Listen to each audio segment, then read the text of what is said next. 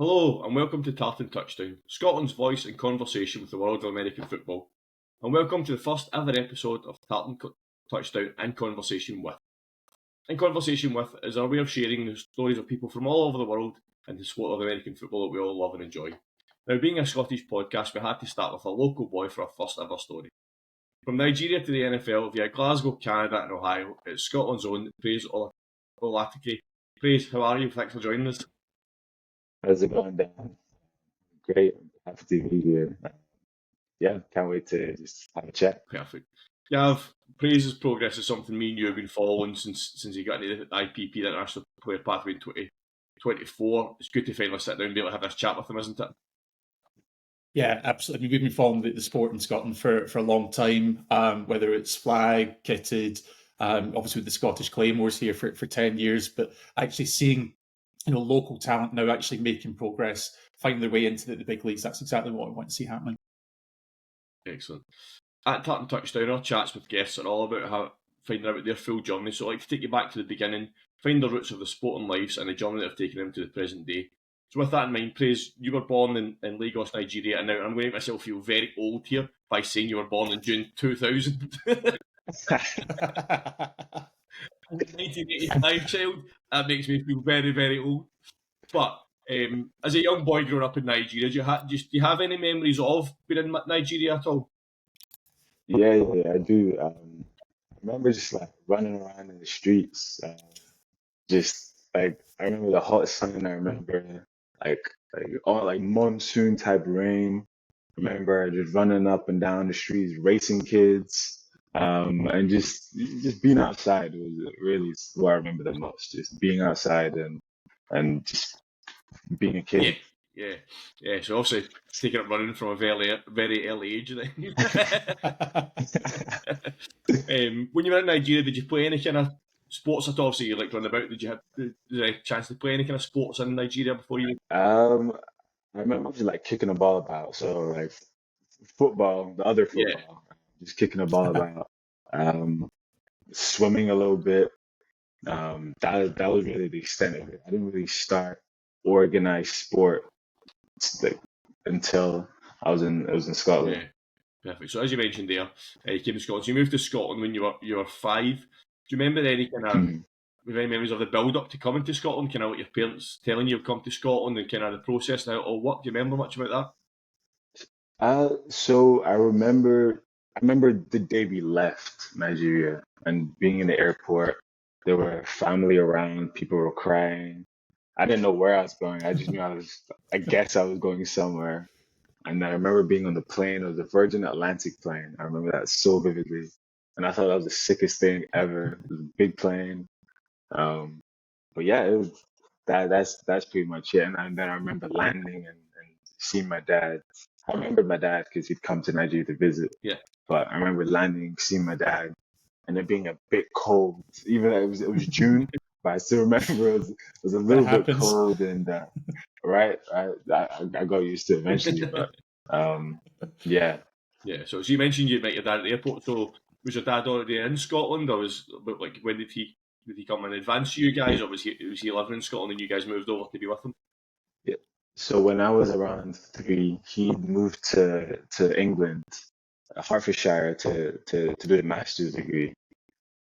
So that's how he got to the UK. And then once he graduated, 2005, he went up to Scotland to start working and studying some more. And then that's when my mom and I flew there and we met him there. We first moved to, I remember so vividly actually, it was a little flat in Kinning Park, right next to Kinning Park Primary School. It was a little downstairs flat. I can't remember the number, but I walk in and to my left, there was matching blinds and the duvet covers, and it was all a bunch of football strips. And that was one of the first things I remember after landing in Glasgow, was moving into Kinning Park and seeing that there. And I thought that was the craziest thing ever. I got my own room. I got matching duvets and stuff. And yeah, it was sick. Perfect. That sounds a very nice arrival to the country. And so, apart from your dad, did you have any other family in Scotland, or was it just your dad? It was just my dad. So When we moved there, it was just my parents and myself, and that was really it. Yeah, perfect. So coming to a new country, obviously your dad had been in the UK for a couple of years studying and then working, but how did that help you settle in the country? Did you make kind of friends very quickly, or kind of, so in Scotland there is a fairly big Nigerian community in Scotland? Was that kind of part of helping you settle and stuff like that? Um, so there are not that many Nigerians in Scotland. I do remember though. So we spent maybe 6 months in Kenny Park before moving to Cardona. One of the first days that we were in Cardona, I remember looking out the window and there were kids playing outside. And my mom saw me look at the kids play outside and said, "Put your shoes on, we're going outside." And she walked up to these kids with her thick Nigerian accent and said, "Hey, this is my son Praise. Can you guys play with Praise?" And really, that's where everything really switched on and began for me. To the, one of the guys that I met when I was outside, like, those outside playing. When I was back home this year, I visited him just to catch up, and it's been like 15 years, 16 years, whatever. So yeah, he became one of my great childhood friends, and yeah, that's the community I started building with the kids outside playing. I don't know if kids do that anymore, but it was that core, like 4 or 5 kids Yeah, outside that became my community. brilliant, excellent. So through childhood, can you remember when you kind of first got into sport in Scotland? Obviously, you mentioned like kicking the ball about in that Niger, but when you came to Scotland, can you remember when you first started playing actual kind of like a structured sport? Um, so first like structured sport. So I played football. I played for Harmony Row. I don't know if you know the team. Sir Alex Ferguson is a Yeah, patron of our team, I'll but tell you a funny story. My dad grew up in Harmony Road, played for Harmony Road. our yeah, that's it. So yeah, I played for Harmony Row. Probably primary four to I don't know, primary seven or S1, something like Yeah, that. I played until 11 sides. I know I played 11s and then I stopped playing after my first year of 11. Um, so yeah, that was my first ever like structured sport. Just playing football, and I was a right wing, so I had the pace. I just used to gun it down the wing, and yeah, yeah, yeah. And I perfect. think maybe just for myself, Praise, obviously it's not surprising at all as a youngster growing up in Scotland, football, soccer, absolutely the sport of choice. But is there any I guess did you have any sort of sporting heroes growing up? I believe you're a Man United fan when you were a kid. Yeah, yeah, yeah. So, well, when I was a Man U fan, my favorite player at the time was Nani. I thought, yeah, this must have been 2000 and like 7 or 8 to Yeah. 2000 and like 12 when he left or whatever it was. But he was my favorite player, and I also loved Wayne Rooney. I thought he was Yeah. so cold. I also love he didn't play for Man U, but Ibrahimovic. Did he play for Man? I don't think he Yeah, played for Man he U, but did. Yeah, he did for a little bit, he right? just did Yeah, his yeah, yeah. career. Yeah, Yeah, yeah. So Ibrahimovic, yeah, I thought he was so sick. Those three were probably my favorite Yeah. players. And then I also love Thierry Henry. yeah. He was always so much pace and so much swagger on the field. So yeah, Yeah, he still does, and he's not playing. He's still got that swag. I know, right? Anytime you watch him on TV, he's brilliant.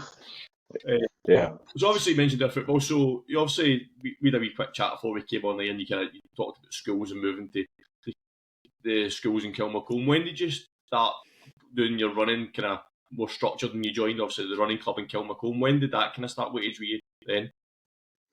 So originally, I had went to the Glasgow School of Sport in Houston. I was there for 2 years, and I was running there. Well, I was more of a jumper, like long jump, short jump. Not very many people like even know this, but I was a jumper. And then left the school 2014. I went to St. Columbus in Kilmacombe, and there I started playing rugby. So that's what I did. Third year, fourth year, fifth year. I played rugby, and it was within those years that like I started to want to play football as well. So rugby sort of spurred that on a little bit. Um, so yeah, that's really it. Yeah. So when you obviously you started getting into the track, then so what age were you when you kind of properly started focusing on running? So after I stopped playing rugby, after fifth year, or during my fifth year, I got back into running. And that's when I took it a bit more seriously, because I knew that, okay, if I can run fast, then I can use that to go to the US, which was always my goal, to move to the US, to run and have the opportunity to play football. So I took it more seriously probably my fifth year. No, honestly, sixth year, because I didn't do sixth year. I left after fifth year. So when I should have been in sixth year is when I really took it seriously. When I was in college at the time. So I'd be training and then going to college, and yeah, that was sort of my life. But I didn't end up actually running because I got hurt. So Yeah. yeah, Yeah, we'll come on to that, don't worry. Yeah, and I think, Chris, if I can maybe just ask, obviously you kind of mentioned running as being your way into football, which I guess identifies, I guess one of the challenges for a young athlete in the UK is that pathway into football coming from this side of the pond. Obviously, you eventually went on to the international player pathway. So I guess thinking back to that time, did you explore the possibilities for how you could get into football program? so I thought about it a lot, and there was a few things that I knew they're available. So is it the East Kilbride Yeah. Pirates? Is That's right. that? Yep. Yeah, yeah, yeah.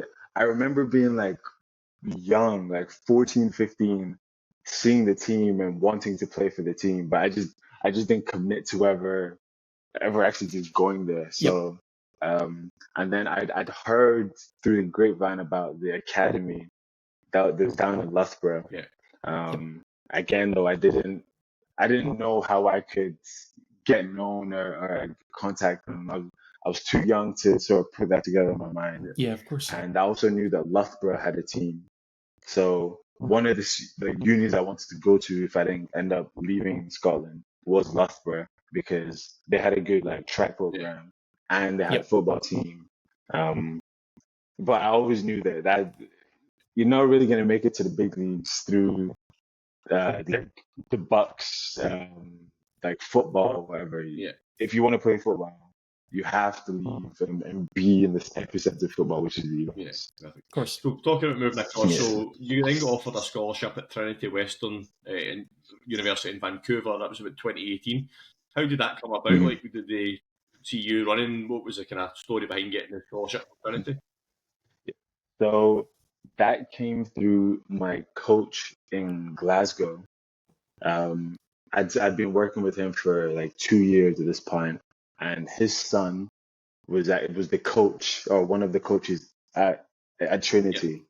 And just one day he said, like, do I want to go to Canada and run track? And I was like, yeah, sure. That sounds like an adventure. And I was in college at the time, Yeah. so I thought, wow.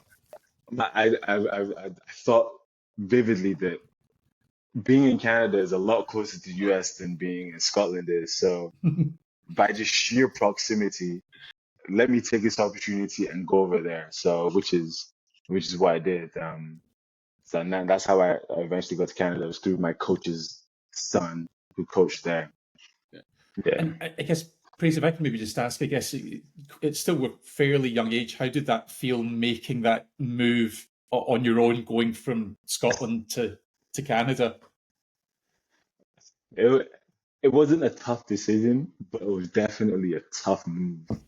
Um, because this was the first time I would be living by myself.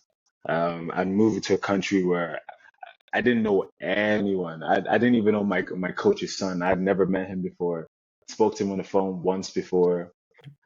So it was a tough, tough move. I remember maybe the week before I left. So I had my flights booked and everything, and I went to go see a friend who was moving to the US. So I was going to Canada, he was going to the US. So we grew up together. I remember I drove to his place, so it said bye, blah blah blah. I jumped in the car to drive back, and I just broke down in tears because the emotion of it all just hit me. Like, yeah, I'm leaving Scotland. I'm leaving what I know, who I know, and starting a new adventure. And I don't know where it's gonna take me, but it wasn't a tough decision, but it was a tough move, and Yeah. and it was the best move that I ever made. I mean, you thought it was cold coming from Nigeria to Scotland. You must have got a bigger shock than Canada. Yeah, that first winter was brutal. My goodness. Yeah. Yeah, it was tough. You think you've seen snow in Scotland until you go to Canada and you see real snow? I know. Oh, that's like I went to where was it? I think I was in Saskatchewan for like a week or whatever, and it was probably like -30, -40 Celsius, and the snow was like 5, 6 feet high. It's crazy. But yeah, it was wild. Yeah. So obviously you got there 2018 and you got offered to go there. Looking back at your 2019 was a massive year for you. So it's great that you for a quick couple of points of that year. So in 2019 you were called up to the GB under-20s squad to compete at the 2019 Euros. How did that feel to be kind of called up to represent the national team at a European Championship? Yeah, it was amazing. It was I had felt like I'd never, while I was in Scotland, I never got the accolades or the appreciation that I wanted. Like, I was doing well in Scotland. I either won or got a medal, the champs and this and that, but I just never hit the standard to get to teams and compete abroad for the UK, blah blah blah. So that being my first time ever competing for the UK, that was amazing. Yeah. Yeah, it was great. Excellent. And then you were also named, well, I heard this story in another interview that you done, that you were then named Scotland's under-20 Athlete of the Year in 2019 as well. So that must have been a great moment for you. Obviously, you mentioned there, but not getting accolades when you're in Scotland, but to be recognised as the best under-20s athlete in Scotland that year must have been a proud moment for you. Yeah, that was really special for me. And it was special for me and especially for my parents and my mom. I wasn't there at the time, so I couldn't pick up the award. So my mom was able to go to the award ceremony and pick up the award for me and say a couple words. So I didn't know I'd won actually until the next day, because of the time zone and all that stuff. So it was sick to find out I'd won that. Yeah. And yeah, my mom really enjoyed it, so I'm happy about that. And one other thing, I think, well, this is still the correct information, not you can correct me or not, but am I right? You run your 200 metres PB that year as well at 20.95. Have you broken that since? I did run faster after, but that mark was really like the stamp that okay, praise is here, Yeah. praise can do something. Yeah, it was like a pivotal moment for me, for sure. I mean, I looked at it, and that's when you ran that, so you'd have been 18, 19 at the time. That was only 7:10 slower than Alan Wells' Scottish record, which has stood since 1980. I mean, so that is fast. Yeah. Well, while you're at Trinity, you then went on in January 2020 to break a couple of school records. You ran a 6:82 in the 60, and then in March you then broke your own record by running a 6:75. And on the same day, you broke the 200 record for the school as well, which was phenomenal. But I think I looked at it; those records still stand to this day. Did you know that? Nobody's broke those records. Yeah. I'm still really close to the school, so they let me know if somebody is coming, but it's being there was probably one of the best times of my life, and if I wasn't there, I wouldn't be here. I wouldn't be the person I am today. So it's it was great. So obviously, Gav mentioned earlier on, grow up kind of football inspirations you have, but as a young track athlete, who was your inspirations, or who did you kind of look as a role model on the track growing up? Yeah, well, there's only one guy that really like was that guy. Now that's you saying, right? Every kid who ran quick, even if you weren't quick, Usain was the pinnacle of. He was a superstar. He transcended the sport. So it was definitely Usain Bolt. Yeah. I thought that would be the answer, but I thought just in case it was a bit of a curveball or something, I thought I'm going to ask you anyway. So our question we want to talk about is obviously you were over in Canada 2020 time before you then moved to the US, which we'll come to. But were you stuck in Canada during the COVID pandemic? Then were you kind of over there during that?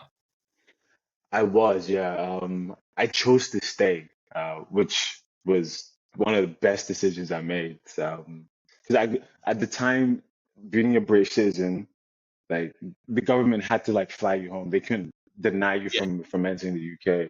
So, but I thought, well, I'm gonna be moving to the US anyways. Let me stay close. Let me see what happens. And yeah, I just ended up staying through the pandemic, and it was a great time for me, honestly. Like we woke up, it was me and my dorm. We'd wake up, we'd go work out, we'd go like explore a new part of the town, and just hang out all day for like 2 months. I did that. 3 months we did that. So Yeah. I had a good time. So I think that sounds good that you were able to really keep at it and stick with your schedule. And I guess one of my questions would be, was the fact that you were in sprinting, which is I guess a relatively solo athlete sport. We've spoken to previously college basketball players who were in college during the pandemic, and whilst they were able to train together as a team, their training was so limited because of the protocols were in place at the time. So for you, did you find that you were able to kind of stick to your craft? Yes, to a degree. During that time, I wasn't doing more, I wasn't doing like sprint focused stuff. Okay. I would just work out to work out. And Yep. I did it more so to enjoy my time and enjoy working out than work out with the purpose of getting stronger and faster. Mhm. Yeah. So obviously, your performances in Canada and obviously caught the eyes of a certain big US college, which we'll come to in a minute. We'll not reveal who it is just yet, but just want to take you back a wee bit. Something you've touched on already yourself is you started getting into American football in your kind of mid-teens. What kind of got you into the sport? What you also mentioned rugby got you into, but what attracted you to American football at that age? So there were two that I remember. There were two things that really made me want to play football. The first was my one of my close friends. His brother went to the U.S. for uni. So while I was at St. Columbus, my friend's brother played soccer at university in actually I think it was South Carolina, which I'm not far from Yeah, now. I'm like 20 minutes away from there. So that's kind of crazy. But he went there and then he came back one summer and told us stories about how he went to a football game and the crowd was crazy and like when there was a touchdown, everyone was going wild. So that was the first time I really thought, oh, I'd love to be the guy scoring touchdowns and everyone would be, praise. Selfishly enough. And then second thing was around that time, Vine was the app. yeah, Like Tik now we've got TikTok before it was Vine.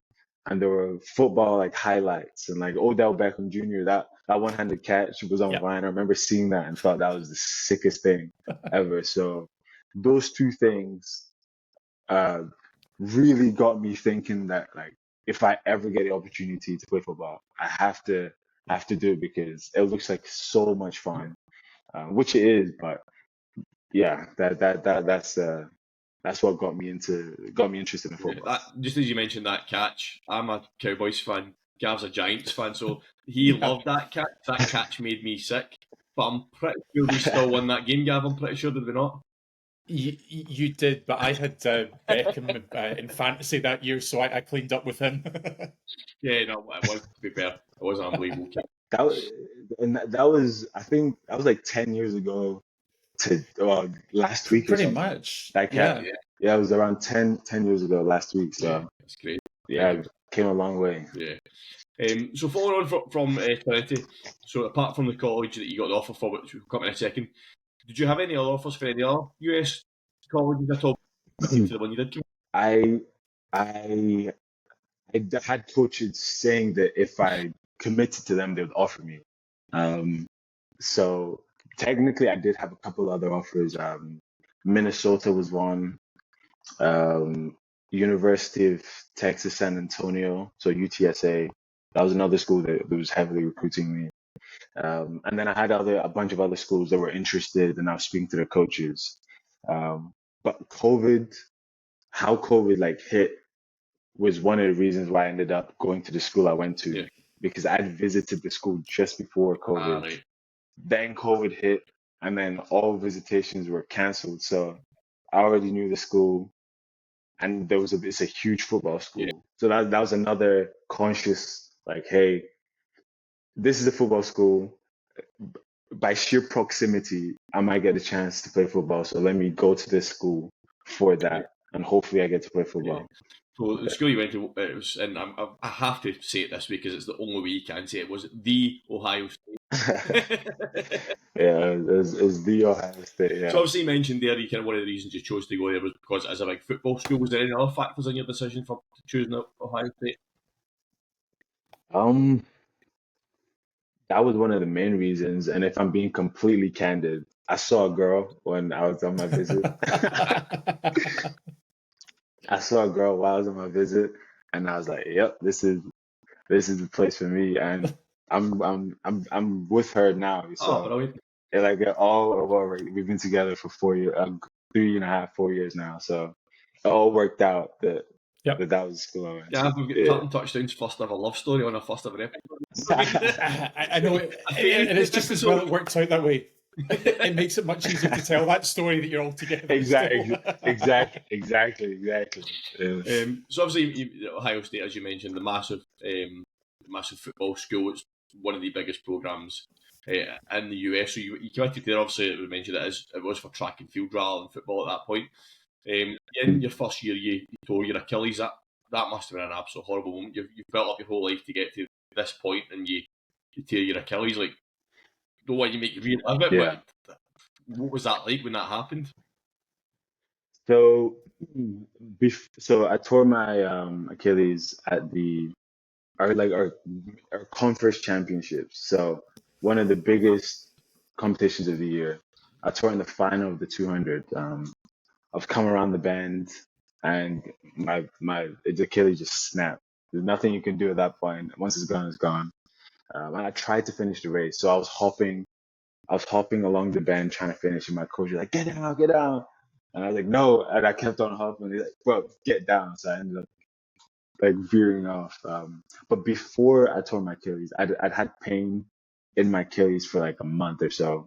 So I knew there was a possibility, but I'm stubborn, and I wanted to win. I wanted the points, so I just kept on racing. Yeah. And So but in hindsight, it was probably the best thing that ever happened to me. yeah.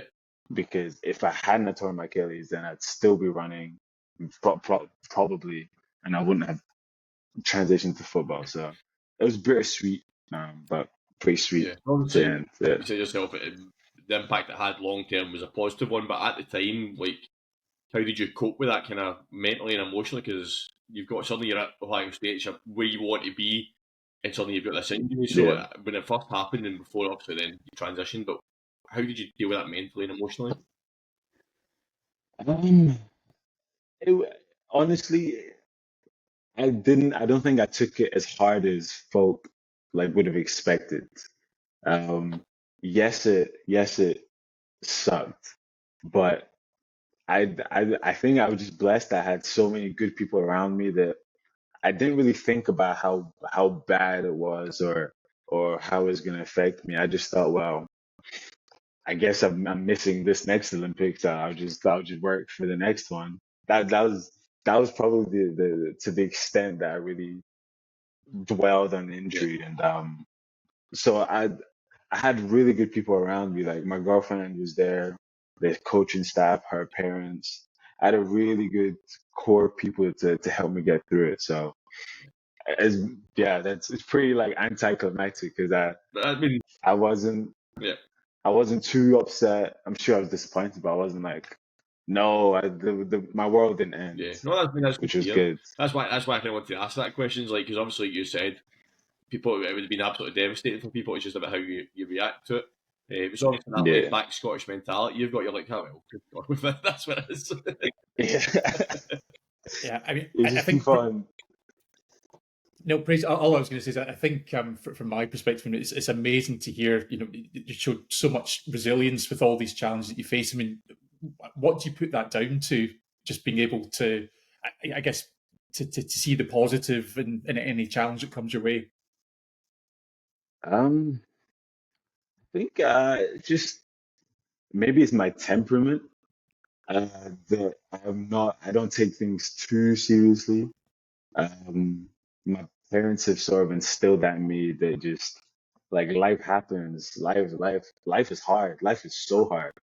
So if things could always be worse, even though I tore my Achilles, I could be terminally ill or I could lose something that like Yeah, life is hard, life is short, but you just have to see the good in things and keep on going. So that's it. It's a yeah. great mentality to have.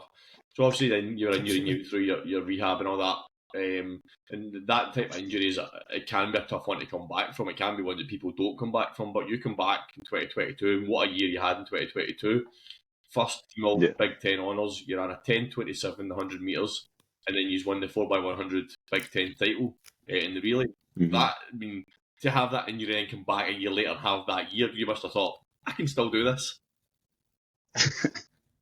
Yeah, it's I want to have like a good analogy, but some people I've heard this. Whilst how do I put this? Some people have the best careers or best time in their career is also some of the worst times in their Yeah, career. And I feel like, and now this is now me just reflecting back, that yes, I ran well, I did well and got these accolades, but I wasn't enjoying it at all. Um, I was good, but I knew that it wasn't what I wanted to do. I wasn't being a track athlete was never who I wanted to be, you know? yeah, So that I it was a good year for sure, but after that year, I could have kept on running. I could have went to transferred to another school and all that, but I hung up my spikes after that year, and yeah. yeah, I didn't look back. So do you think it was the you're out the time you're out your injuries that kind of made you kind of think about it and reflect about what you wanted to do and make that decision that track wasn't what you wanted to do anymore? Uh, probably, probably, yeah. I'd always known I was good at it, but I didn't think that's long term. I didn't think that that was who I wanted to be. It was sort of like a means to an end, Yeah, not the end to the means or yeah, whatever they're saying. Yeah. yeah. So obviously, Maybe, Praise, if I can just come in that as well, is you'd obviously mentioned you'd such a great support network around you. So when it came to that decision, was that something you kind of realized on your own, or did you have your coaches, your family, girlfriend's family, were you kind of getting, I suppose, sort of consulting with them throughout that?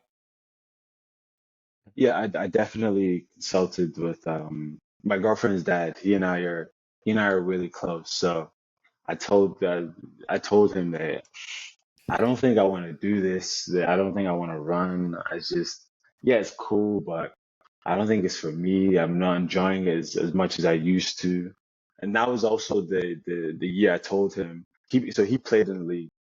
I told him that I want to play football. I don't want to I don't want to run anymore. I want to play football. So he basically just said like follow your heart, do what you want to do, and everything happens for a reason. Or it will work out for you. And yeah, that's that has so far. yeah. So obviously you did that year in 22 when you kind of hung up your spikes, like you say. Had you started exploring playing football at Ohio State prior to that, or was it when you finished on the track that you kind of started to explore playing football at Ohio State? So all throughout that time, I had been emailing and trying to get in contact with the football team.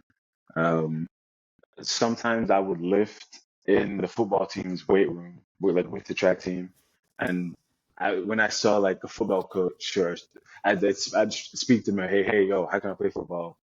Blah blah blah. What can I do? What can I do? And one of the strength coaches told me that yeah, we usually have like a tryout um, for students. So that was my mind. Okay, try get to tryout, try get to tryout, try get to tryout, and I kept on emailing, and that year they just so happened to not hold any tryouts. I'm like, ah, crap. It is what it is, but just proximity is power. Just being around the team, I just tried to infiltrate it anywhere I could, Yeah. and to no avail, whatever, to no success. So when I say that Ohio State, they had like a club team, you started playing for them, didn't you? So Yeah. people that might not be watching, listening, might not be aware. What is the difference in US college between like, the club team and the varsity team? What is the difference between both of them? So fundamentally, there's not too much of a difference in the sport. Uh, Obviously, the difference in funding. The club team is all self-funded, so we have to pay to play. But the rules are pretty much the same. Yeah, I mean, it's just football, but with not D1 athletes, but regular people who still want to play Yeah. football. So I think, if I've got my numbers right, I think you had 7 catches for 231 yards and 4 touchdowns. That's a not bad introduction to a new sport, is it? Yeah, it's not bad at all. It's not bad at all. I mean, I think like obviously Yeah. you hung around with the football team, kind of in the weight room and stuff, and tried to integrate yourself. Then that whole time you were at Ohio State, they had some quality players, didn't they? Yeah, they did. They had a lot of, especially receivers as well. Yeah. They were cooking with Yeah, receivers. I think Yeah, Marvin Harris would have been there. Just think he was just coming in as you were kind of getting older. Obviously, he's just yeah, there as yeah. well. I take it. So yeah, Hmm. some like you said, that's one of the reasons why they have that reputation for producing big players. You know what I mean? Yeah, So yeah. go back to college. So in December 2022, you graduated your degree in sports business. You then had a chance to Hmm. potentially stay on and try out for the varsity team. But you decided that that was something you no longer wanted to do. Was there kind of what was the thinking behind that decision?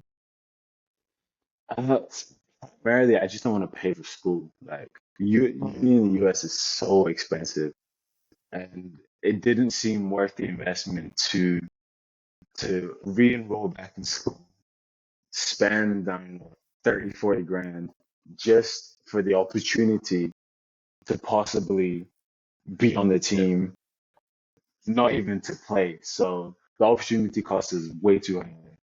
yeah. Yeah. No, that's fair. I mean, it's a Can I massive.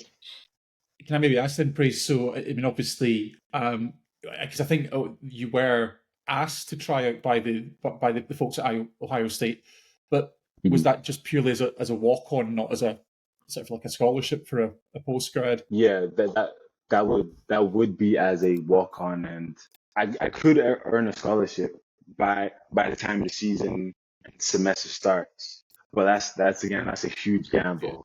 Right. Um, so I didn't want to take the risk, and yeah, just like Yeah, that was I didn't completely want to take the risk, understandable. yeah, yeah. and Take- I know that like things will end up working out how they should work yeah, out. So I had peace with that, and yeah, yeah. I kept pushing. We fast forward a wee bit. So 13 months later, January 2024, for us, obviously we'll go back to the process we'll start before that with you. We see you announced as part of the NFL International Player Pathway class of 2024. Mm. That's obviously the process for that started way before we find out about that. So from December 2022, when you graduated from Ohio State to the official announcement of this is the class of 2024, what that kind of 13 months, what did the process look like? So what was your kind of decision making to go into the process? How did the process work? And kind of what was involved once you were accepted into the program? Yep. So I'd known about the pathway program for a couple of years now. I actually I watched the series, the docu-series that they made when I was like 16 or 17. I'd watched it and I always thought, oh, that's sick. And then after I tore my Achilles, while I was rehabbing, I remember seeing on Instagram that they just held another tryout. And I remember my athletic trainer, the guy who helped me come back. I remember showing him and I said, next year I'm going to be on this. I don't know how, but next year I will be at this trial. And I just happened to do that. So what I'd done was found the NFL Academy's email on their website. I emailed them and said, hey, Scottish guy, I want to play football. How can I be part of the academy? And they said, well, it's too late for you to be part of the academy, but I'm going to relay this message on to um, the guy who runs the International Pathway Program, a guy called James Cook. So they relayed on my email to him. And at the same time, I had DM'd every British football player in the league. I DM'd every European football player actually who's currently in the league. I DM'd them on Instagram, and maybe 2 of them responded to me. One of them said, I worked with this coach in Germany, and he helped me, blah blah blah. So I DM that coach, and the coach says, "All right, cool. I like that you're passionate, so I'm gonna start sending you workouts every week. Just start doing these workouts, and I'll try put your name. I'll try connect you with the guys who run the program." So these 2 things ended up like diverging together because the NFL IPP guys, they knew of this coach, and the coach knew of this guy. So eventually the paths sort of crossed, and they were both talking about me like this way. I don't know if you catch my drift. Yeah. So, I start working out with the guy, and somebody from the International Pathway program reaches out to me and says, "Hey, just keep on working out. Send us videos of you working out. Send us videos of you doing drills. Send us videos of you catching a football. And hopefully, in maybe like 7, 8 months, we'll reach back out and offer you a tryout." So that's what I did from January till August, which is what, 8 months? Yeah. I didn't really hear much from anyone, but I worked out. I'd send them videos maybe once every 2, 3 months. And that was that until one day I got a WhatsApp message saying, "Hey, you're gonna come to a tryout. Like, are you free?" I think he said like, "Are you free like next week or something like that? Are you free to come fly to Loughborough?" Because I was still in the US at the time. "Are you free to come to Loughborough for a tryout?" And I was like, "Yeah, I'm ready." So that's how I initially got that tryout. So a flight from Ohio to Loughborough is a bit cheaper than 40 grand for a chance for a tryout in Ohio. Exactly. Yeah. So then, obviously, you went through the tryout, and then you were accepted into the program. So when you got how did they kind of tell you? Did they sit you down and do a kind of chat with you, or was it kind of done offline? How did they tell you that you had been accepted into the program? So after the tryout, they pretty much went dark on me for like 6. I think it was like 6 weeks. I didn't hear a thing from anyone, and I was starting to think, "Oh, this is it. I'm not gonna hear back. I'm not gonna hear back." And then one day, I get text saying, "Are you free? We've came to a decision. Are you free for a Zoom call on this day?" So jumped in a Zoom call. We spoke about the tryout, and yeah, just let me know that I was accepted in the program. And like 8 weeks, in 8 weeks, I'll be in Florida doing the IPP. Superb. Once the program then started, what kind of did your week look like within the program? Then what sort of things did you do to kind of try and improve yourself? In fact, Yeah. So they structured they tried to structure the program around of what like an NFL training camp is like.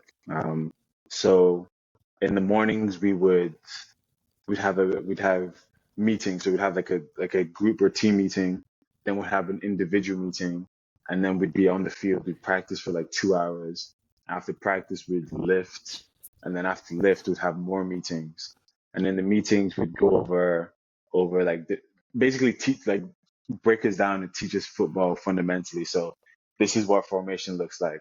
These are different route concepts. This is what defense looks like. This is if a defense does this, then you're gonna try to do this, that type of thing. So try to break down the game into like little chunks, and that's what we did for 10 weeks. So we would have meetings, train, lift, meetings, and we did that 5 or 6 days a week for 8 weeks, and then at the end of that, we did a pro day. Yeah, excellent. And Praise, if I can maybe just ask, what was it like being part of that cohort? Because I guess you're in amongst a group of other, I guess, like-minded athletes who are absolutely passionate. Their dream is to play in the NFL, but not necessarily from that pro football background. I mean, obviously, Louis Rees-Zammit will be probably the most prolific example of that, but also There's Harry Mallender played in rugby. There's a trio of Gaelic football players that were in that group. So I guess what was that like having that?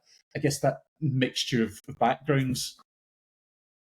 It was great. It was fantastic. I think not only in terms of their ability, but their personality. There was a really good mix of guys. Everyone got along, so it was great. And they were pro athletes, so they knew like how to work. They knew the grind. They knew that okay, you have to do this to get this type of results. They're also guys who weren't really athletes. They were just naturally gifted. So they were helped by seeing pro athletes do their thing, and it was a really good group of Yeah. people. Yeah. Excellent. So that takes you kind of the 8 weeks. January was when it was around 8 weeks training camp. He's in the pro day. So we've all seen your 40 time. It's ridiculously fast. I think it was like if I looked at the NFL combine times for this year, I think you'd have been the joint 8th quickest person at the NFL combine this year. Yeah. Your 40 time, that is just, I think it was 4th for wide receivers, which is faster than one of your current teammates. I don't know if you know that, but we'll come back. Yeah. So with that though, this is gonna I don't know how I should have ran faster, and I know I could have ran faster, which irks me to this day. Because I ran quick and it was good and all, but I know for a fact if I'd ran one more time, I would have been like a low 4.3s, maybe even cracked 4.2. Because I was starting to fire on all cylinders after the first one. So, but anyways, that's just my personal gripe with That that. just shows your It's cool. competitiveness. That shows that. Yeah. Well, fast forward a wee bit, we get to June 2024. NFL comes calling in the shape of the LA Chargers. Were the Chargers the first team to kind of show us sort of any interest in you, or did you have some options before you went to the Chargers? Options, definitely not. I wasn't blessed with options, which is okay. But I first went to the Eagles for their rookie minicamp. During the camp, they told me that they were gonna sign another international kid. So I knew immediately that I wasn't gonna stay there. But it was a good experience for sure. And before that, another team had called after the pro day. Another team called to say, "Yeah, we're interested in signing Praise. We're gonna fly him out, blah blah blah." But they basically went quiet on me, and then I was told just before that they're actually gonna sign another guy, another international guy. So at that point, I felt like the rug had been pulled under my feet, and that was twice now. But it is what it is. But then the Chargers called just out of the blues, random, like Thursday, and they said, "Are you going to be free in like 2 days to come to LA?" I was like, "Yeah, I'm not doing anything, so sure, let's do it." Yeah.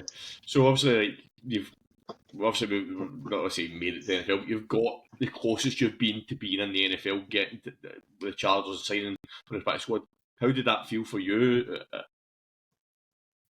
It was great. It was a great feeling to know that for that time I was wanted. They wanted to take a chance on me, see if I could be useful for their organization. So it was a really good feeling to just be not settled, but be in one place for a little bit of time. Yeah. And Praise, if I can maybe ask, and there's maybe a bit of a theme here between the Chargers and your current team, the Panthers, but the Chargers are very much a franchise that's in the rebuild. Obviously, Coach Harbaugh's come in, and you can see, I think, 7-3 record, really trending in the right direction. Could you feel, I guess, that sense of momentum during your time at the Chargers? Yeah. The fact that Coach Harbaugh had just won the national championship with Michigan. So immediately he had the respect of everyone in the building. Everyone revered him. Everyone loved Coach Harbaugh. So and he was a really good, really nice guy. So you could see that hey, the Chargers are up to something. They practice really hard. It was like a military operation when I was there. Everything was structured, and it was a good time. Didn't end up how I wanted, but I think it was definitely a good time, and I ended up at a place where I needed to be, not where I wanted to Yeah. be initially, but I also wanted to be here. But yeah. So, something me, you mentioned obviously about him winning the championship with Michigan just before he came. Was there ever any interactions between you and him? Obviously, the Ohio State Michigan thing. Did you ever get? Was there ever any interaction we, in we, terms of that? we actually did. He spoke about it like a couple of times. I told him that I don't have any bad blood if he doesn't have any bad blood. Um, but no, he's a really stand-up guy and always had like good things to say about me. And when I made plays, he was always one of the first guys. Good job, praise, blah blah blah blah blah. So yeah, great guy. This interview will go out post the game, but this weekend it's the game this weekend. So we'll be interested to see how that game plays out against Ohio State and Michigan this Saturday. Oh If you're yeah. listening, you'll be listening to this. The game will already happened because you kind of made a bit of a boo-boo there. But anyway, one other person I want to ask you about the Chargers before we move on is, and he is my favourite NFL quarterback. Gav will know that I don't stop waxing lyrical about Justin Herbert. Did you get being on the practice squad and kind of probably being the scout team for the offense or for the defense? Did you have much interaction with Justin? Or you doing much route running and passing with Justin at all? Uh, yeah. So a few times I caught some passes from him. He had a cannon of an arm. Like the first time I caught a pass with him, is like the ball snuck up on me because how fast it came out. But he was always a really nice guy. And once I got to Panthers, I got to like chop up with him again because we played the Chargers. I think week 2. We played the Chargers, so it was great seeing him and seeing some of the other players and other coaches and staff and the team. Yeah. But I've got nothing like they were great guys, and Justin's a fun. You see how he's been playing. He's that guy's a stud. I've never seen a quarterback throw a perfect spiral at Justin Herbert. It's ridiculous. Yeah. Yeah, it's crazy. Fast forward a bit, we get to, you probably know this date yourself, 12th of August 2024. The Chargers make the decision to waive you from the squad. Is that something as a player you're aware might be happening, or is it kind of a bit of a shock when it happens? What was the kind of process to lead you to that? Um, it was a bit of a shock. Yeah, that was a bit of a shock. I didn't. Nobody expects to be cut. Um, So, but whilst it was happening, so before I got a tap on the shoulder and they basically said, "Hey, GM wants to see you." The moment I heard that, I knew that okay, this is not going to be good. And it was what it was. I wasn't upset. I wasn't. It just was what it was. So Yeah.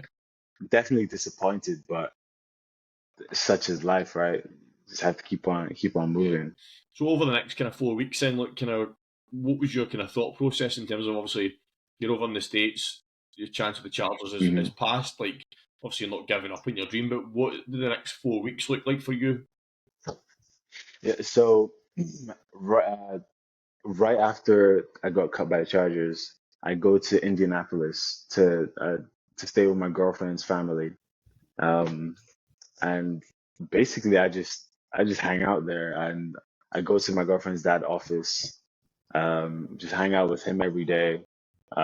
Sort of he runs a business, so I'd sit in meetings, cut about. And my plan was okay, in 4 weeks time, if I don't get a call from another team, then I'm gonna go back to Vancouver and buy a business with my best friend up there, and that was the plan. So I ended up being 3 or 4 days away from driving to Vancouver, driving across the country, and going there. So yeah, it was an interesting time Yeah. to say the least. So 2nd of September 2024, so just kind of shy of about 3 weeks later, Panthers come calling. Mhm.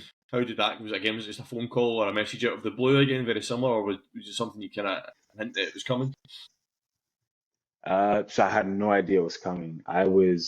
That day, I'd actually just bought a bunch of like work clothes that I was going to use when I was in Vancouver. And then I was at a car dealership with my girlfriend's dad. We were just looking at cars.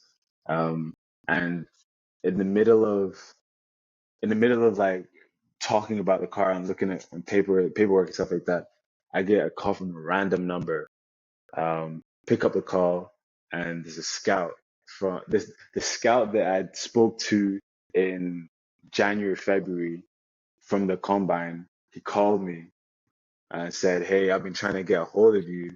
Um, like, what are you up to?" And I told him, "Yeah, I'm in a few days. I'm going to Vancouver, blah blah blah." And he said, "Well, stop the thing. You're coming to to Carolina."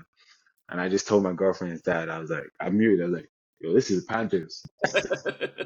And then spoke to him again, and like 2 days later, I was in Carolina. But it was the craziest thing. Yeah, it was nuts. Excellent. And also, how did that you kind of feel? You get re-energized, thinking, here we go Oh, again. for sure. Yeah, it was insane. It was like I don't even know how. It's like winning the lottery again. You know, it was nuts. And looking, I went to the team that I was supposed to go to. You know, which is probably the best part because in the NFL, how do I put this? Making it to the NFL is one thing, but making it to the NFL and being in the right organization is a whole other thing. You can be an NFL player, but not be where you need to be and not be given opportunity. But being in a place where you're now given the opportunity and people trust you and people like you there, that's a whole different feeling that just makes sense. Yeah. So that's a good point. You actually make it something like there's players within the NFL that are now very established players that very much that is the situation, and you can tell that. And I think a classic Hmm. example of that is you actually come up against him this weekend. That's quite important. Is Baker Mayfield. I watch think Hmm. he's a quarterback who is very very good, but he's just never found the right home. He's never found the right team for him. And now as the Yeah, Bucks, and that's very much exactly what you're describing there. You can get in the yeah, NFL, but unless you find an organisation that works for you and will support you, then you potentially won't be successful and progress. And that's exactly a good yeah. example of what you say, isn't it? 1,000. But there's so many guys that are on both ends that are in the right place, and you can see that in how they play. And there's so many guys who are in the NFL, but they're not in the right place, and it just doesn't work out as well as it should. It's like they're grinding their gears to stay in the NFL. Yeah. Yeah. Please too. I think, Praise, maybe now would be a good time just, I guess, to explain your perspective in terms of your role being on the practice squad. So what does that look like for you in terms of, obviously you mentioned like doing scout teamwork. Um, Yeah. what So does your kind of contribution look like? so effectively, my job is to play the is to play as the offense of the opposing team. So my job is to to be a receiver against our defense, and I'm supposed to. So this week, this is a perfect example. This week, well, this last week, I was Xavier Worthy from the Chiefs. So fast guy, does a lot of motions, that has a lot of down the field routes, and that's what I had to do. I had a bunch of different motions and down the field routes and jet sweeps and all that kind of stuff. So that is my job, to give our offense a look for what they could expect for that week. Yeah. And you kind of actually hinted towards one of the questions I was going to ask, which is bearing in mind that sort of scout type team role, if you have a particular comp at receiver, because I'm thinking that, looking at the schedule you've had, obviously you mentioned Xavier Worthy. Do you do a good Malik Neighbors, Jamar Chase?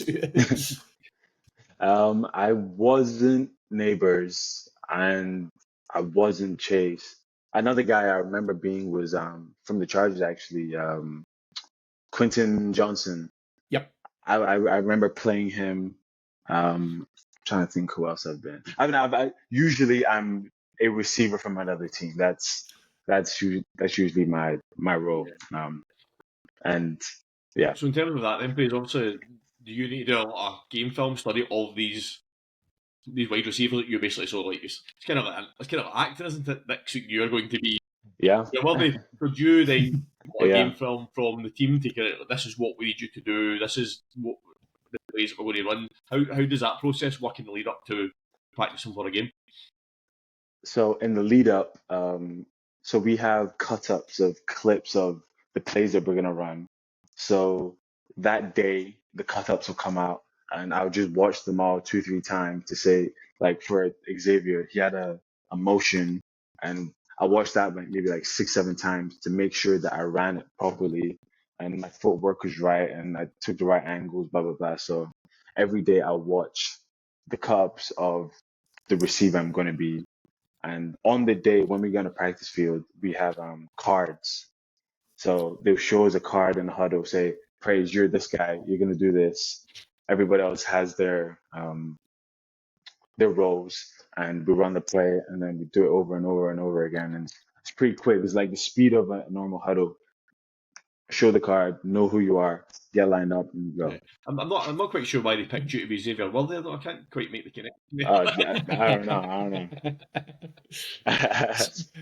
So that's great. That kind of talks about what the week looks like for you in terms of what your role is in terms of getting the team ready for game day. In terms of the weekend itself, I mean, obviously the goal is ideally you want to get activated and be part of the game day squad. But to this point, what have you been doing when Sunday comes around? What does game day look like for you as part of the team?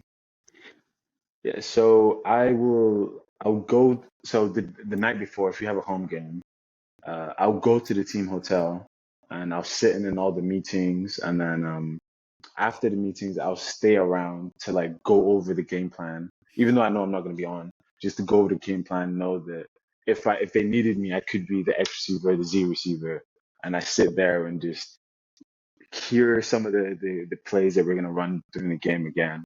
And then I go home, and then on game day, I'll come back to the facility.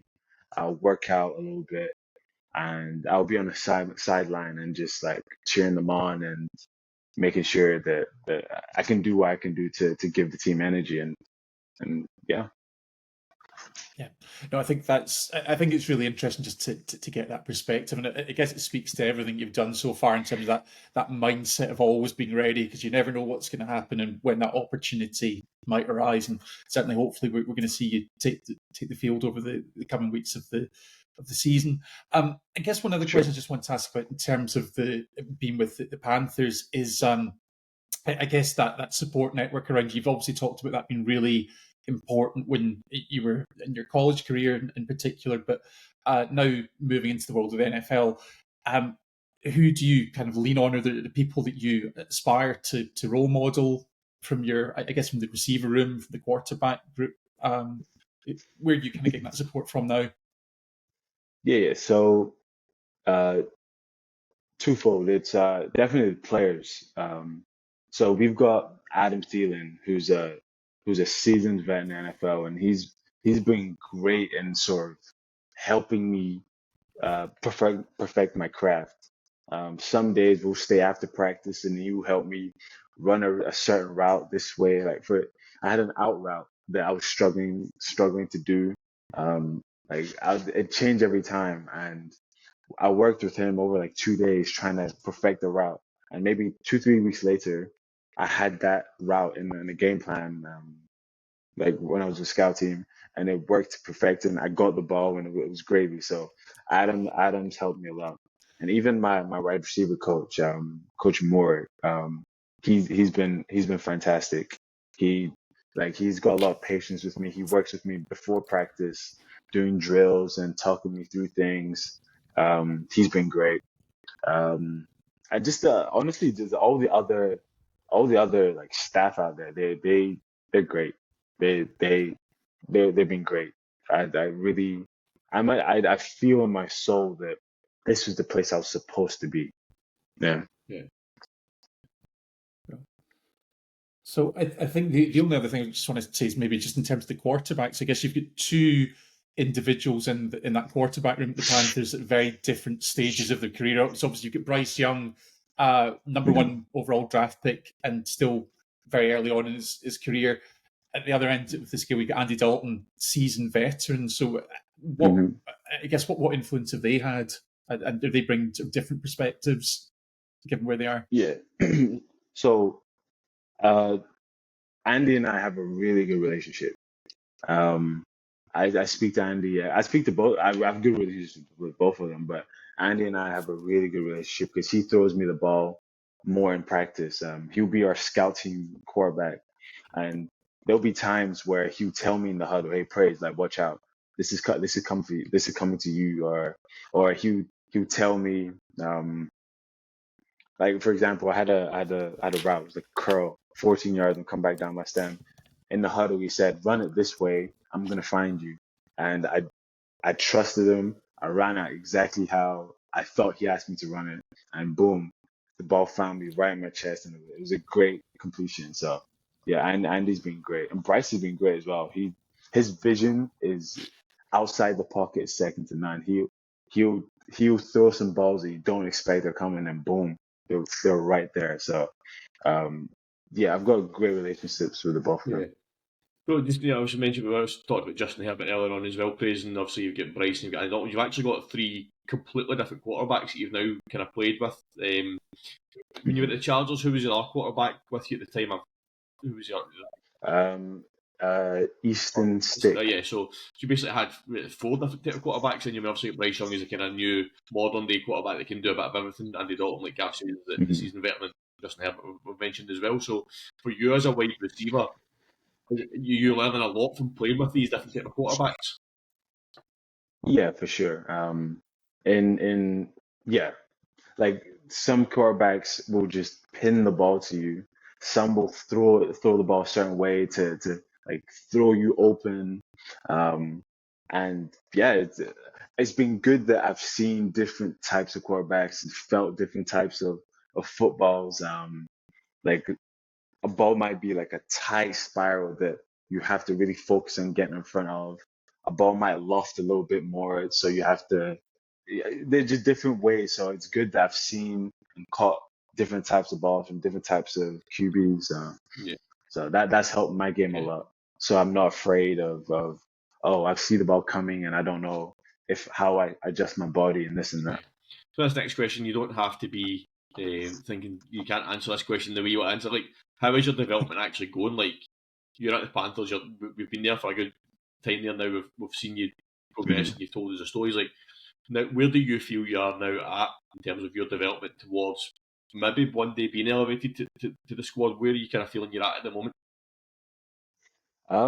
Honestly, I think that I'm at the point where if I get the game plan down and if I show the staff that they can trust me completely with the game plan and I know exactly where I'm supposed to be, then I think physically I'm getting close to being the type of receiver they need to get on the field. It's just adjusting and getting down the game plan because there's still a lot of football that I don't know or I'm not completely comfortable with just because of the time. I really began learning NFL football this January. So once I really get the scheme down, get the playbook down, I think I've seen them trust me more and more, like put me in with some different things. So as long as I get the game plan down and I show that I'm ready, then I'm in line for that opportunity to get on the field. Can you feel, obviously you mentioned that they're putting you into different scenarios now, can you feel that yourself like they're putting you into more complex scenarios so it shows you that they're starting to trust you a bit more? Can you kind of get that feeling from them? For sure. Like when I first got there, if there was like an emotion, all right, we'll give it to the next guy because we don't want Praise to screw up the motion. But now I'm doing a bunch of motions and blocks and this and that. So I can tell that they're trusting me more and more and giving me more complex things to do week by week. So I've got to ask you, Praise, is it someone that's been in had the rugby background? Have you ever tried to persuade anyone to get a few more laterals into the game? I did actually speak to someone about that. Like, hey, yo, just pitch the ball to me and I'll go. And yeah. And I've joked about that before. Yeah. You can introduce it with your own version of the push tush as well. A bit of a Oh yeah. Well, I was never really in the scrum though. I was a winger, so after the scrum, the ball gets to me, and I just fly down the field. Perfect. One other question I want to kind of ask you just about your time at the Panthers. We've obviously been speaking to you for a couple of weeks now. How was the trip to Germany with the team? It was amazing. It was such a good trip. Firstly, that we took the dub, which was always nice. Took the win in front of the German crowd. The crowd was crazy. Got to meet the commissioner, but also my parents got to be at the game, which is great for me. This was their first ever NFL game, and they loved it, and it was just a good experience all around. Like I couldn't have it couldn't have been any better, honestly. Yeah.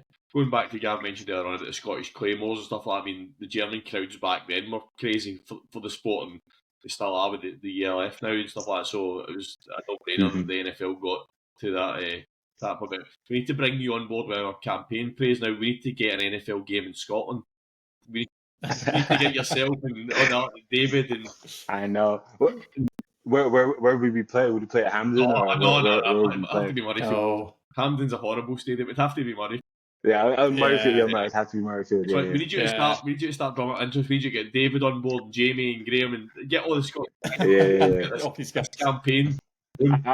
I'll speak to the commissioner. I was like, hey, that'd be sick. That'd be sick. I'm speaking to two guys from Scotland. They want a game over there. Sarah, our hostess, says if Taylor Swift can play at Murrayfield, so can the NFL. Hey, that's very true. That's very true. Excellent. That's great to hear the Panthers praising.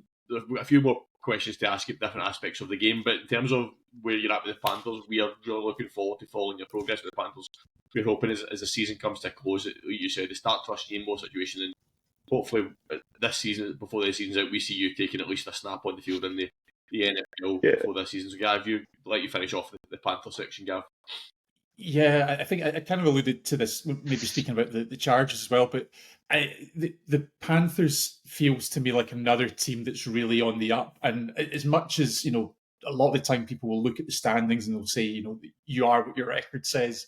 You actually look at what's happened in the last few weeks. You won back-to-back games against the Saints and the Giants in overtime. You took the Chiefs right down to the wire.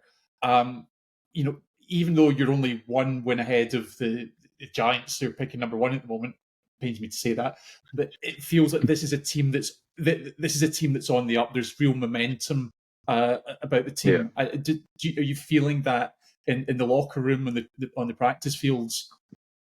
1,000%. 1,000%. So the week we beat the Saints, I think it was the Saints before the. Yep. Yeah. I could tell immediately, like that week, I knew we were gonna win because the way we were training, everything was clicking. Everyone was having a lot of fun. Everyone just flying down the field, making plays. It was great. Same thing with Germany. I knew that we were gonna win in Germany, and also with the Chiefs. I told people like, yo, we could really win this game.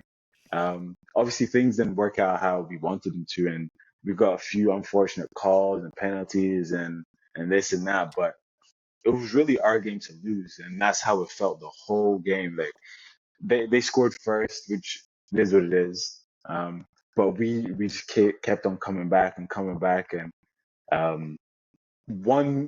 one thing could have changed the whole momentum of the game or the outcome of the game. So we're definitely building a lot of good momentum, and this team is going to be exciting to watch, and it's going to be good. Sorry, I'm going to contradict myself and something I've just thought of. I want to talk about Panthers. See on game day, Pricey, after the game, are you in the locker room or anything like that, or is it kind of separate? You get in the locker room pre-game and post? Yeah, I'm in a locker room. Yeah. Obviously, what happens in locker rooms in the NFL stays in locker rooms, but we've seen reports come out this week about Bryce Young giving a post-game speech after the game this week that seems to have had a massive impact on the players. What can you tell us? I don't want you to go into any depth you can't tell us, but what was in the locker room after he gave that speech? What can you tell us about that? So after the game, we all knew that we beat ourselves.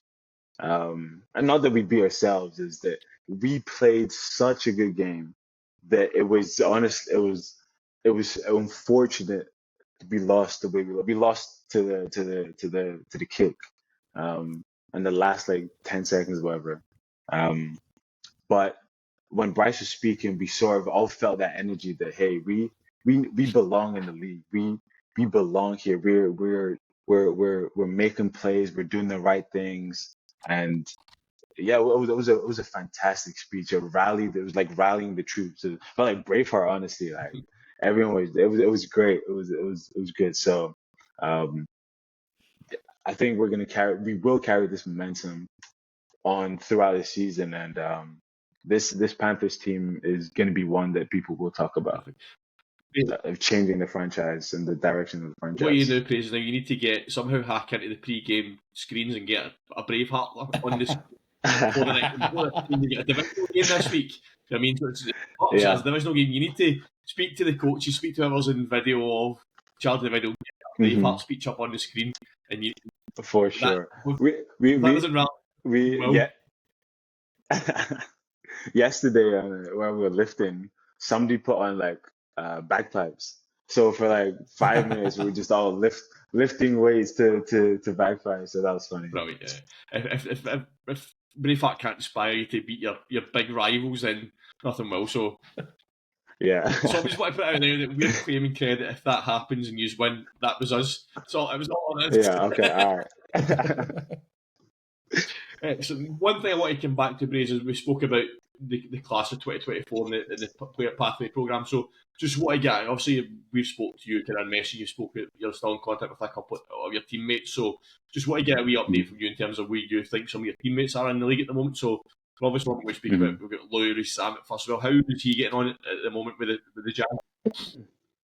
Yeah, he's balling. He's balling over there, and he's having a great time. I think it's just a matter of time until we see him on the field.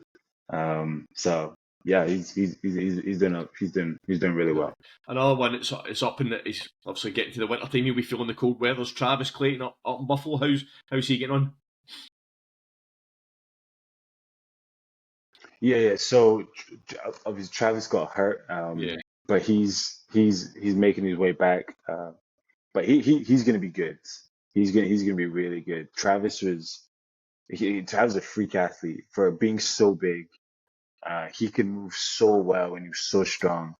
It's just a matter of time. Once he gets healthy, um, gets through like a training camp. I think he's out. I'm not sure. I think he's out for the season. But yeah, once he gets healthy, he's gonna we will see Travis on the field for sure, excellent. And something Gavin mentioned earlier, obviously your class was up a few Irish players in there. And over the last year or so, we've seen the Gaelic footballers really starting to make inroads in the NFL, especially at the kicker position. We've obviously got Dan Whelan's over punting for the Packers. He's doing a great job over there. Someone that was in Mhm. your IPP is Charlie Smythe. Obviously, he's on the Saints roster. Are you still in much contact with Charlie at all? How's he getting on? Yeah, yeah, yeah. So when we played them, I just saw him, took a picture with him. He's that's a guy that once his name is called, he's not leaving the league because he's a fantastic kicker. In practice, I think he said he made like a 63 or 65 yard kick. Like once he gets his opportunity, he's gonna hold on to that, and he's even in the league for a long time Excellent. Hopefully that'll be one of many of you that we start to see it making a massive impact in the league because um, for sure, the international pathway program it needs people like you guys make to league for other people to want to do it and be the inspiration. So even just getting to the NFL will inspire a lot of people to try and make that jump to take the risk, like you say, for and sure, push themselves towards that. So just to wrap it up, for and sure. Praise, what's next for you? Kind of, we're now at the start of December. Obviously, with only a few weeks left. A few weeks left of the season. A good few weeks left of the season. What's next for you? What do you see the next couple of weeks going like for you? Um, really, my goal is just be consistent, and hopefully by the end of the year get on the field. That's always the goal. That's what and to win. Like the win is always first, but personally, I do want to play and just be a better player, be what the team needs me to be. stick around. I want to be a Panther. I want to be here for a long time. So yeah, just sticking around is what I want to do. And I think one question I'd want to ask Praise is not even just for fellow Scots back home that are serious about getting into the game, but actually acknowledging the your Nigerian roots and the African connections. There's a lot of talented players who are not just coming through but already in the league. Certainly as a Giants fan, I think of Kayvon Thibodeau. It's been an example of that. With David Ohebo with the Scottish Nigerian connection as well. What advice would you give to people who are serious about taking their game to the next level, coming from other parts of the world? I think that you have to put yourself out there. It's hard, and I definitely got super lucky to even get in the door. I can't negate that, but you have to put yourself out there. You have to shamelessly reach out to who you can reach out to. I remember messaging the director of the NFL UK on LinkedIn like twice, and he never responded. And I ended up seeing him once I actually made it to the league. But you shamelessly have to just reach out to whoever you can, as much as you can. Reach out to players, reach out to whoever you can, and show and prove to them first that like you're serious about it by your work ethic and what you can do, and hopefully, like it's never guaranteed, but hopefully you get a shot. If somebody cracks open the door for you, you have to tear that door down and break the door and throw away the door and pave your own way.